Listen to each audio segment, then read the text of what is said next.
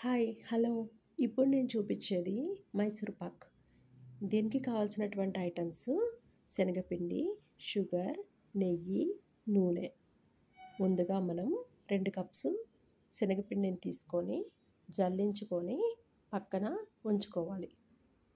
ఇలా జల్లించుకొని పక్కన ఉంచుకొని అలాగే ఇంకొకటి గిన్నె తీసుకొని దాంట్లో మనం ఏ కప్ అయితే తీసుకున్నామో శనగపిండి అంతే మెజర్మెంట్తో 2 కప్స్ షుగర్ తీసుకొని సరిపడా వాటర్ వేసుకొని స్టవ్ మీద పెట్టుకొని పాకం చేసుకోవాలి. ఒక అల్యూమినియం గిన్నె ఏదైనా తీసుకొని దానికి నెయ్యి రాసి పక్కన ఉంచుకోవాలి. ఇంకొక గిన్నెలో మనం ఏదైతే తీసుకున్నామో దాంతో 1 కప్పు నెయ్యి, 1 కప్పు నూనె తీసుకొని మరిగించుకుంటూ ఉండాలి. రెండు కూడా సిమ్లోనే చేయాలి. ఇలాగా పాకం బాగా దగ్గరికి అవుతూ ఉంటుంది. తీగ పాకం రావాలి దీనికి. బాగా తీగ పాకం వచ్చిన తర్వాత అలా నేను చూపిస్తున్నట్టు వీడియోలో చూపిస్తున్నట్టు తీగ పాకము మనకి కనిపిస్తుంది.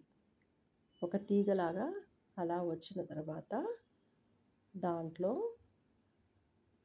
ఈ శనగపిండి ఏదైతే ఉందో మనం ముందు రెడీగా ఉంచుకొని అందులో వేసి తిప్పుతూ ఉండాలి. అలాగే మనము పక్కన స్టవ్ మీద పెట్టుకున్నటువంటిది ఒక్కొక్క గరిటె చొప్పున ఆ నెయ్యి నూనె మిశ్రమం వేసుకుంటూ తిప్పుతూ ఉండాలి. అలా తిప్పుతూ ఉంటే ఒక 5-10 మినిట్స్ లోపే ఇలాగా తయారవుతుంది. ఎప్పుడైతే గిన్నె నుంచి ఆ మిశ్రమం విడిపోయినట్టుగా మనకి కనిపిస్తుంది. అలా నేను వీడియోలో చూపించినట్టు అలా తిప్పుతూ ఉంటే గిన్నె నుంచి విడిపోయిన ఆ మిశ్రమం తీసుకొని మనకి తెలుస్తుంటుంది. ఇలా వచ్చిన తర్వాత దాన్ని మనం ఆల్రెడీ రెడీగా ఉంచుకున్న ఆ అల్యూమినియం గిన్నెలో ఇది మొత్తం వేసేయాలి.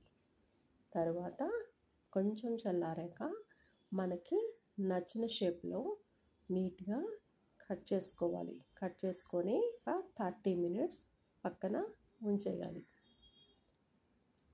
ఆ తర్వాత నీట్ షేప్తో మనం ఎలా అయితే కట్ చేస్తామో అదే షేప్తో ఇలాగా మైసూర్ పాక్ తయారవుతుంది. ఇది చాలా స్మూత్గా ఉండడం వల్ల చిన్నపిల్లలు తింటారు ఇష్టంగా, పెద్దవాళ్ళకు కూడా ఇబ్బంది లేకుండా తింటారు. మీరు కూడా ట్రై చేస్తారని అనుకుంటున్నాను. నా ఛానల్ని ఎవరైనా సబ్స్క్రైబ్ చేయకపోతే చేయాలని కోరుకుంటున్నాను. ఓకేనా? Thank you.